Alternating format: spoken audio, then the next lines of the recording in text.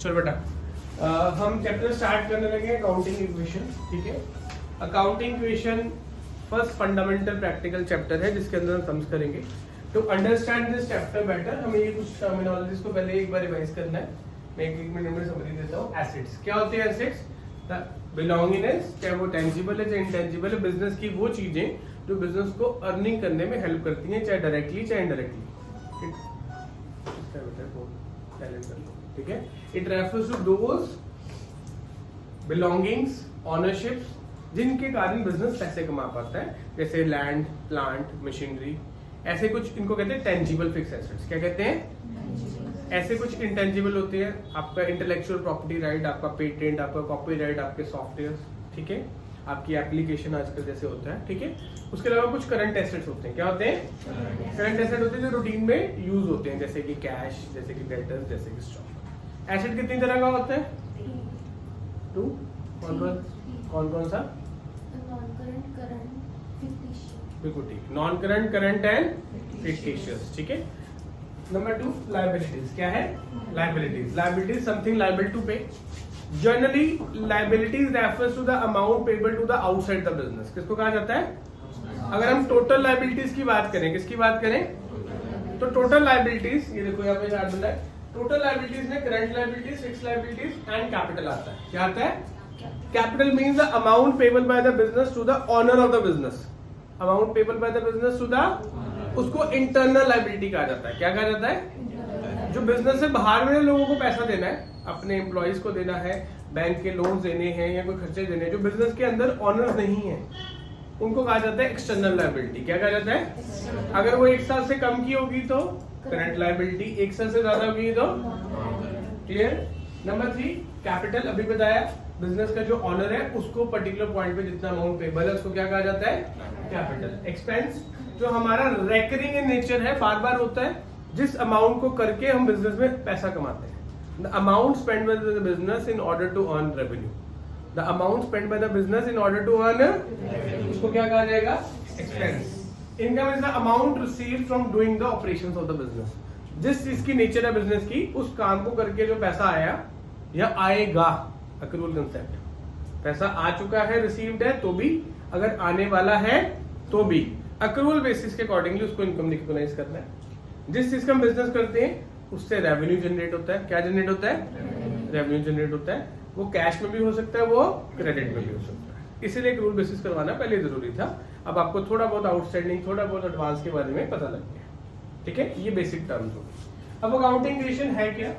It is assets is equal to liability plus capital. अगर ध्यान से देखो, एक बैलेंस शीट बनती है हमारी। क्या बनती है? ठीक है, व्यू दिस चार्ट।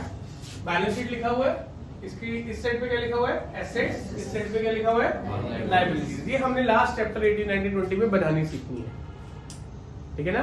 तो बैलेंस शीट में जहां से हम पैसा लेते हैं उसको कहते हैं सोर्सेज ऑफ मनी। क्या कहते हैं? सोर्सेज ऑफ मनी कौन से हैं? एक ऑनर अपना पैसा लगाएगा तो उसको क्या कहा जाएगा? कैपिटल। बाहर वालों से पैसा लेगा तो क्या कहा जाएगा? Liability, external liability. अगर शॉर्ट टर्म के लिए किसी से पैसा लेंगे तो करंट लायबिलिटी। तो इसका मतलब सोर्सेज में कौन से पैसे आते हैं हमेशा हमारे? जो हमने बिजनेस के लिए लिए हैं, चाहे ऑनर से लिए हैं चाहे बाहर वालों से। अब वो पैसा लेकर अपने पास रख लेना है या उसको यूज करना है? यूज करना है। किस में यूज करना है? बिजनेस के ऑपरेशंस। बिजनेस के ऑपरेशंस करने के लिए फिक्स एसेट्स खरीदने पड़ेंगे, building, land, property, machinery, stock खरीदना पड़ेगा। तो जो हम लॉन्ग टर्म के लिए पैसा इन्वेस्ट करेंगे वो क्या बन जाएगा? Fix asset. क्या बन जाएगा? नॉन करंट यानी कि फिक्स एसेट। जो शॉर्ट टर्म के लिए होगा, लेस देन 1 ईयर के लिए, उसको क्या बन जाएगा?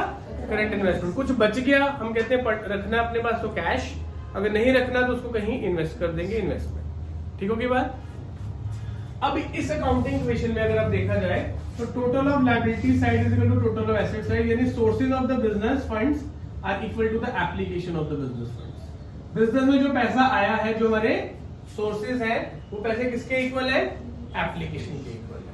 यानी बिजनेस के जो लायबिलिटीज है वो किसके इक्वल है? अब जो टोटल लायबिलिटीज है that includes capital, internal liability plus liabilities. जब वर्ड लायबिलिटीज लिखा है तो इसका मतलब क्या है? मैंने पहले बताया एक्सटर्नल। क्या है इसका मतलब? एक्सटर्नल। तो हमारे बिजनेस ने जो टोटल लायबिलिटी पे करनी है, या तो इंटरनल पे करनी है या तो एक्सटर्नल पे करनी है, that is equal to the value of assets in the business. This is called basic accounting question. हमारे बिजनेस के पास जितने एसेट्स हैं उसके बदले में उतनी लायबिलिटीज भी हैं, या जितने पैसे देने हैं उसके बदले में उतने एसेट है। We can think of like that. ठीक है, एक तो ये लॉजिक हो गया। दूसरा लॉजिक, हमने ड्यूअल एस्पेक्ट पढ़ा था। क्या पढ़ा था? ड्यूअल एस्पेक्ट क्या कहता है? To every debit there is equal and opposite credit. हर एक बिजनेस के अंदर जो भी ट्रांजैक्शन होगी उसके दो एस्पेक्ट्स होंगे, क्योंकि हम कौन सा सिस्टम पढ़ते हैं? Double entry book. क्या पढ़ते हैं? तो double entry book keeping says business में दोनों परसेप्शंस, दोनों नजरिए देखने हैं। हमने डेबिट को भी रिकॉर्ड करना है हमने, तो इसका मतलब जब बिजनेस में पैसा आया तो या तो कैश में लिखा जाएगा या तो मशीनरी में लिखा जाएगा। जब पैसा जाएगा तो इधर से कैपिटल में भी कम होगा। This is dual aspect. तो every transaction will have two sided effect, यानी कि वो कैपिटल को अफेक्ट करेंगे, लायबिलिटी को अफेक्ट करेंगे, एसेट को करेंगे, मिक्सचर ऑफ दैट। तो हर ट्रांजैक्शन इन अकाउंटिंग क्वेश्चन या तो वो एसेट्स को अफेक्ट करेगा, साथ में साथ कैपिटल को भी कर सकता है, साथ के साथ लायबिलिटीज को भी कर सकता है। वो कैपिटल लायबिलिटी को अफेक्ट करे, वो कैपिटल और एसेट को अफेक्ट करे, वो ट्रांजैक्शन टू ट्रांजैक्शन वेरी होगा, लेकिन उसके दो इफेक्ट्स होंगे। क्या होंगे? ठीक है, कुछ बेसिक अंडरस्टैंडिंग हुई। अब थोड़ा सा लिखो। देखो, accounting equation involves dual aspect। accounting equation involves